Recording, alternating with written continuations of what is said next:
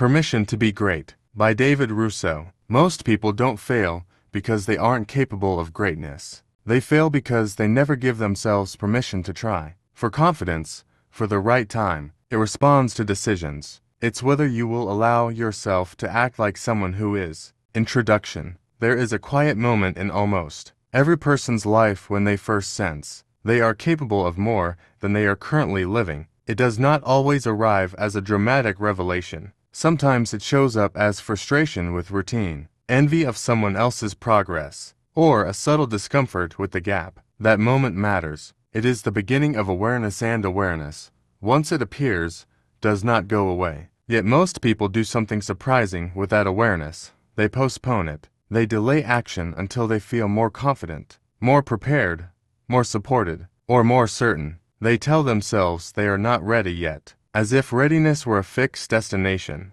rather than something developed through movement. In doing so, they unintentionally place their potential behind a waiting room door that never opens on its own. Permission to be great challenges that delay. It questions the silent agreements people make with limitation, agreements that often go unspoken, but are deeply influential. These agreements sound like caution, practicality, and responsibility. But beneath them often sits fear. Fear of failure, fear of judgment, fear of wasting effort, and sometimes even fear of success itself. The result is not a dramatic collapse, but a gradual shrinking of ambition, where goals are adjusted downward until they no longer require courage. Greatness, however, is not reserved for rare individuals with extraordinary circumstances. It is not a title granted at birth or a reward handed out by circumstance. Choosing effort when ease is available, choosing discipline when motivation fades, and choosing growth when comfort feels safer. It is built in ordinary moments, on days when no one is watching, and when there is no immediate reward. It is to restore ownership, external but internal patterns, of thought. Permission, in this sense, is not something granted by others. It is something reclaimed from within. This is not a call to reckless ambition or constant pressure, and potential in line with belief. It is about closing the gap between what you know you could do and what you actually allow yourself to do. If you are reading this, you are already standing at a threshold. On the other is uncertainty, the version of life you have not yet stepped into. The distance between them is not as large as it appears, but it does require a decision to cross. This book begins there, at that decision. Chapter 1. The Lie of Not Ready.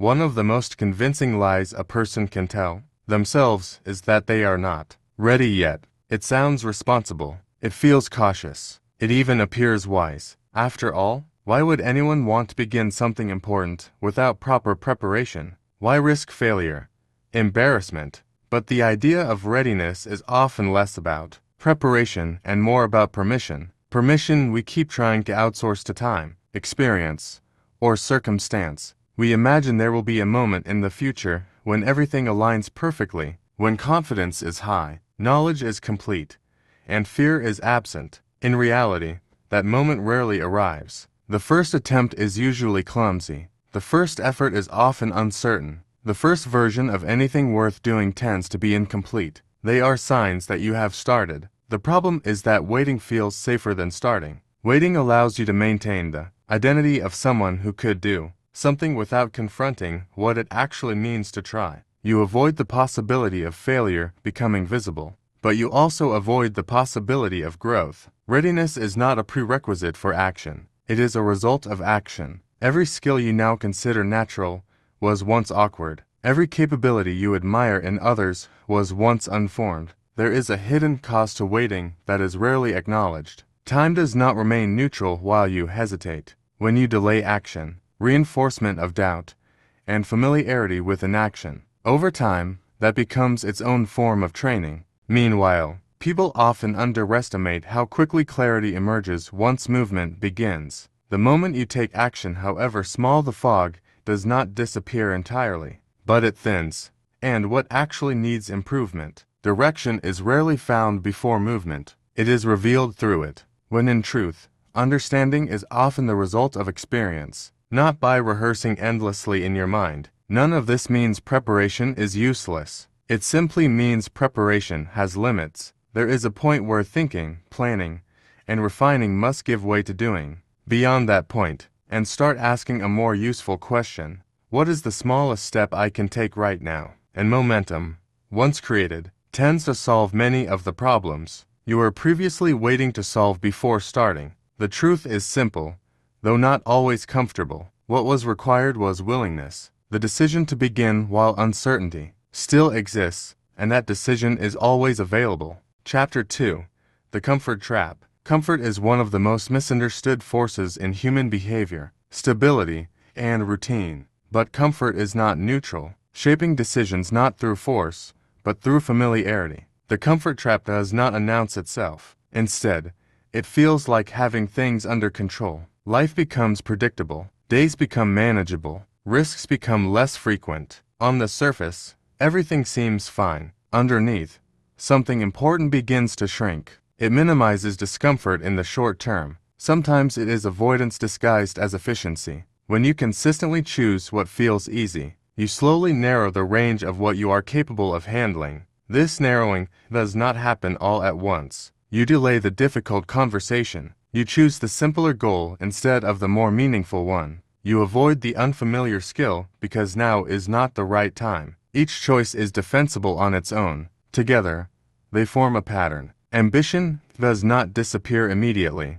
It becomes less demanding. Goals are adjusted to match existing habits instead of stretching them. Eventually, you stop asking what would challenge you and start asking, what would inconvenience you the least? Meanwhile, discomfort, the very thing being avoided, plays a very different role in development. It is often a signal that something is changing. It requires effort that is not yet efficient, uncertainty that has not yet resolved, and identity that has not yet adapted. People often misinterpret this resistance a reason to stop, but in reality, it is often the entry fee for progress. The moment you step beyond what is familiar, you enter a space where your current skills are no longer sufficient. The comfort trap convinces you to avoid that gap. It tells you there will be a better time to cross it when you are more prepared, less busy, more confident, or more stable. But in practice, those conditions rarely arrive together. Comfort always has a way of redefining later into something indefinite. Escaping the comfort trap does not require abandoning comfort entirely. The issue arises when comfort becomes the default setting rather than a temporary state. The shift begins when you start noticing the subtle negotiations you make with yourself. You can either interpret it as a reason to retreat or as a signal to engage. One choice preserves comfort, the other expands capacity. Over time, the goal is not to eliminate comfort, but to stop being governed by it, to be able to enter discomfort intentionally, to choose growth not because it feels easy. Comfort will always be available. The question is whether you want it to define your limits, or simply serve as a place you return to after you've expanded them. Chapter 3. The Stories You Inherit. You inherit a set of quiet assumptions, cultural expectations, early failures, and even casual remarks that were never meant to define you, but somehow did. These inherited stories are powerful because they do not feel like stories. They feel like facts, or people like us don't end up there. Others are more subtle, a tone of doubt when you share an idea, or repeated emphasis on safety over exploration, and without realizing it, you begin to navigate your life according to a map you never consciously chose. The problem is not that these stories exist. The problem is that they often go unexamined. If you grew up around hesitation, ambition may feel reckless. If you grew up around limitation, possibility may feel unrealistic. If you grew up around fear of failure, but even protective stories can become restrictive when they are applied too broadly or too permanently. What once kept you safe can later keep you small. One of the most limiting aspects of inherited belief is that it disguises itself as identity. Instead, it becomes, people like me don't succeed at this. The difference is subtle but significant. The first is a situation. The second is a definition. And definitions are much harder to challenge than situations. This is how limitation becomes internalized. It is no longer something happening around you, it becomes something happening as you. At that point, effort feels less like a chance. But these stories, no matter how deeply rooted, are not permanent, and anything learned can be reconsidered. The first step in loosening the grip of inherited stories is recognition. You begin to notice the phrases that repeat in your mind when you are about to take action. Once you see the pattern, you gain a critical distance from it. Or, has it simply been repeated enough to feel true? That question alone can begin to reshape your internal narrative. It means selecting what still serves you and releasing what no longer aligns with who you are becoming. Every time you act in a way that contradicts an old limitation, you weaken its authority. Every time you succeed where you once assumed failure, you update the map. You do not erase your past by doing this. You expand beyond it, and in doing so, you begin to understand something important. You are never just the recipient of stories, you are also their editor. Chapter 4. Fear as a misleading signal. And in some cases, it is exactly that. It keeps you from reckless decisions, sharpens awareness in uncertain environments, and alerts you to real threats. But fear is not always accurate, and that distinction changes everything. Most people assume fear is a reliable guide. If something feels uncomfortable, it must be wrong. Over time, this assumption becomes automatic. Fear is no longer evaluated, it is obeyed. The problem is that growth rarely feels safe at the beginning, no longer certain, and no longer in control. The brain interprets this loss of predictability as risk, even when no real danger exists. In other words, fear does not only respond to threat, it responds to unfamiliar territory. This is why fear can be so misleading. Actual danger and meaningful growth. The heart rate increases either way. The mind narrows focus either way. The body prepares for action either way. But only one of those situations truly requires avoidance. When fear is misinterpreted as truth, it begins to shape life in subtle but powerful ways. Opportunities are declined not because they are harmful, but because they are unfamiliar, but because they are uncomfortable, but because they feel intimidating. Even when safety is not actually at risk, the result is a life that is increasingly predictable, but also increasingly constrained. Fear, when unchallenged, does not simply protect you from harm, it can also protect you from growth. One of the most important shifts is learning to distinguish between protective fear and expansion-based fear. Protective fear is situational. It arises when there is clear evidence of risk, physical danger, financial instability, or immediate harm. Expansion-based fear is different. It appears when you are approaching something unfamiliar, something that stretches your current identity or capability. Right before meaningful progress, it does not say, "This will hurt you." It says, "This is not you." It frames limitation as identity rather than possibility. You avoid the challenge, which prevents the growth. The cycle strengthens itself quietly, without dramatic failure or obvious consequence, just repetition of hesitation. Breaking this cycle does not require eliminating fear. That is neither realistic nor necessary. Fear will always appear when you approach uncertainty. It does not tell you to stop. It tells you that you are entering new territory. The meaning of the signal changes, even if the sensation remains the same. In that pause, you regain choice. With repetition, something interesting happens, not because they become easier, but because you become more familiar with them. The unknown becomes known through exposure, and what once felt like danger begins to feel like practice. But through repeated action in its presence, it is a trained response to discomfort that has been reframed rather than avoided. Fear will not disappear from your life, but its role can change. It can move from being a gatekeeper to being a guide, one that points out where your current self ends and your next version begins. The question is no longer whether fear will show up, it is whether you will still let it decide where you go. Chapter 5.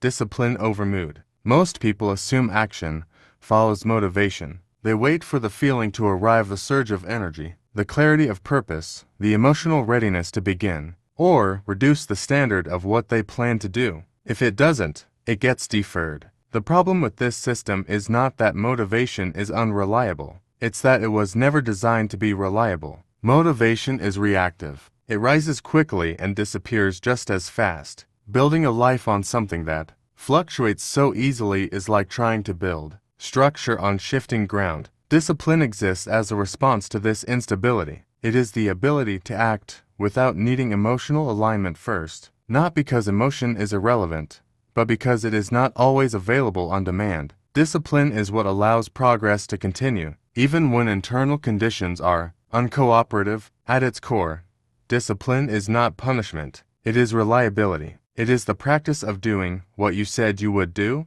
regardless of how you feel in the moment. And over time, that reliability becomes the foundation of self-trust. Self-trust is often underestimated. People think confidence comes from talent or success. Every time you follow through on an action you committed to, you reinforce the belief that you can depend on yourself. But through repeated micro-decisions, one of the most deceptive aspects of mood-based living is that it feels reasonable in the moment. Resting instead of acting feels justified when energy is low. Avoiding effort feels logical when motivation is absent. But these decisions accumulate, and inconsistency slowly erodes momentum. Discipline interrupts that erosion. It introduces structure where mood introduces variability. It creates a baseline of action that does not depend on how inspired, confident, or energized you feel. This baseline is not extreme, it is simply stable. You simply stop allowing those feelings to determine whether action happens. Feelings remain present,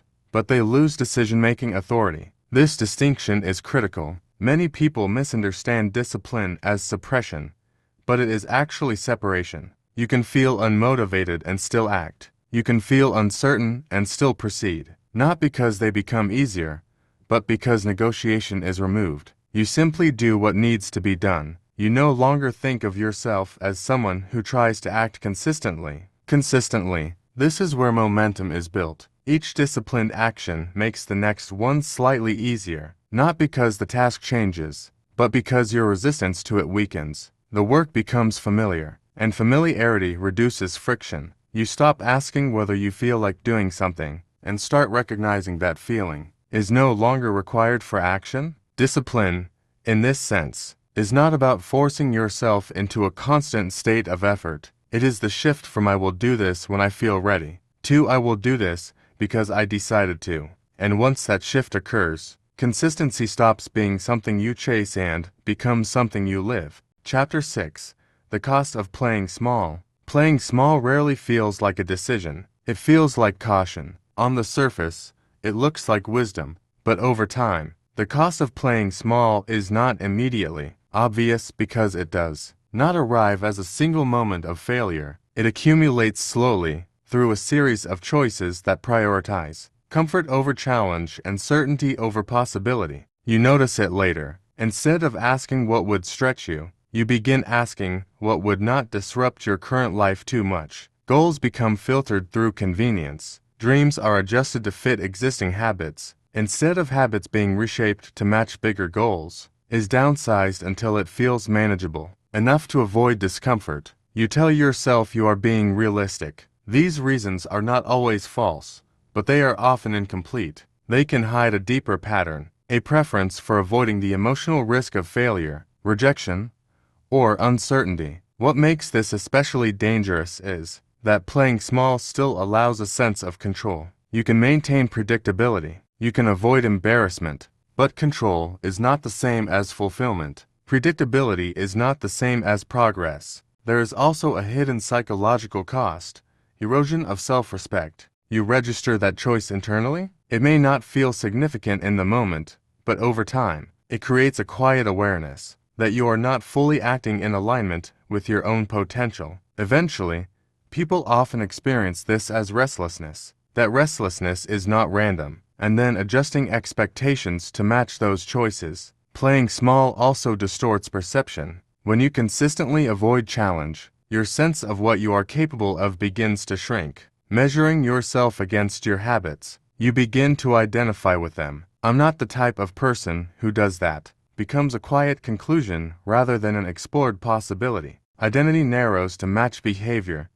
instead of behavior expanding to match identity. Breaking out of this pattern does not require dramatic leaps. In fact, attempting sudden extremes often leads to burnout or retreat. Small actions that slightly exceed what your current habits would normally allow. Speaking up when you would usually stay quiet. They create evidence that your current boundaries are not fixed. You expand the range of what feels possible. Over time, the accumulation of these actions changes your internal baseline, and what once felt uncomfortable begins to feel normal. The boundary shifts not through force, but through repetition. The real cost of playing small is not just what you miss externally, but what you stop becoming internally. Potential does not disappear when ignored. It simply goes unexpressed, a quiet sense of dissatisfaction. At some point, the question stops being whether it is safe to play bigger, and becomes whether it is sustainable to keep playing small.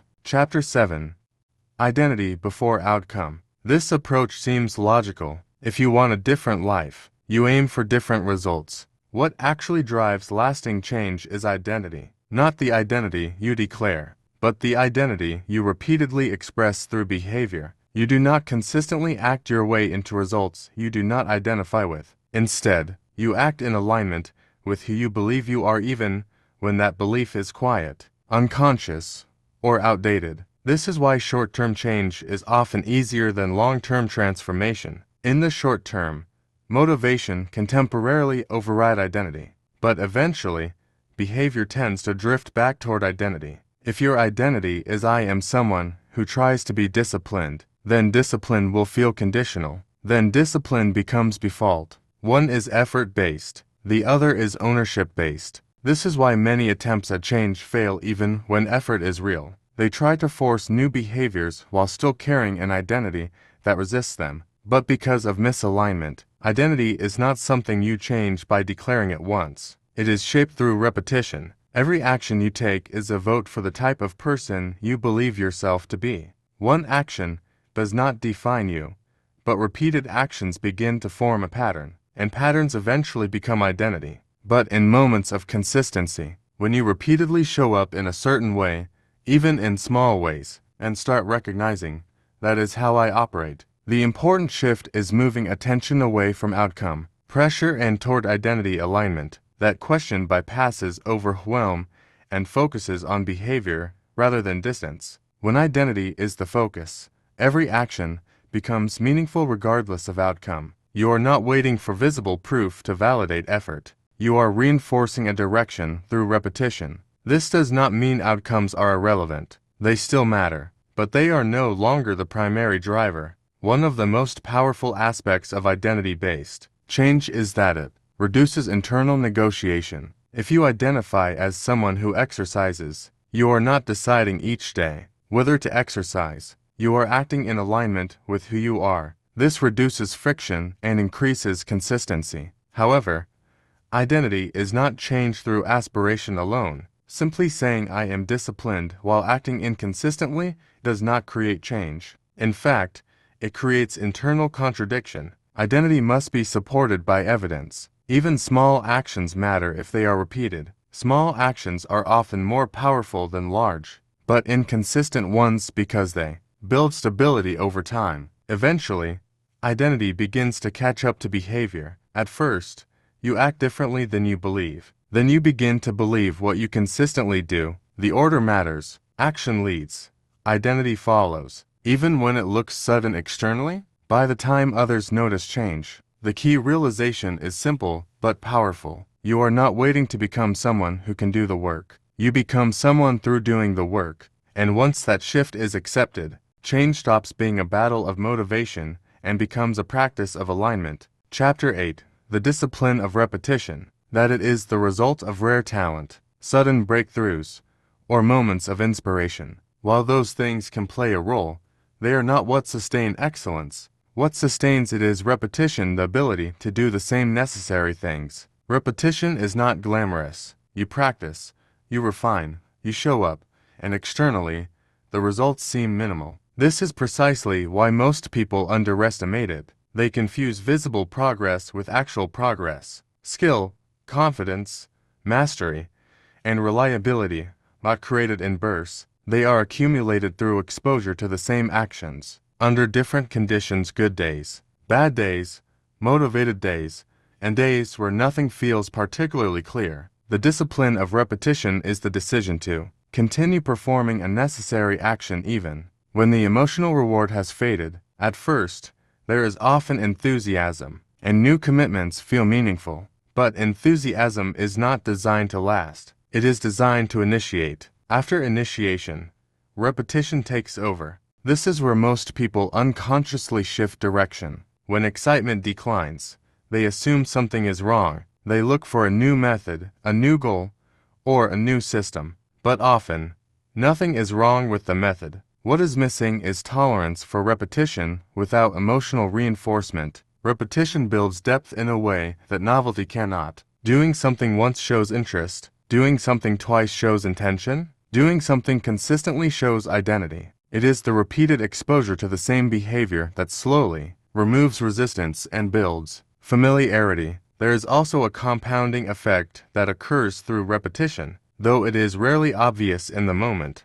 Early repetitions feel slow and disconnected, as if each attempt is isolated. But over time, those attempts begin to link together. What once felt like separate efforts becomes a continuous line of development. The work begins to stack. This is where many people misjudge progress. But repetition often produces delayed visibility. The internal structure is being built before the external results become obvious. The discipline of repetition requires a different kind of patience. You continue not because you are seeing results every day, not the product of isolated effort. This is also where identity and repetition intersect. Become consistent by repeating actions. That identity is not built in theory, it is built in sequence. Importantly, repetition is not about perfection, it is about return. You will miss days, you will lose momentum, you will experience inconsistency. The discipline is not a never-breaking rhythm. What once required effort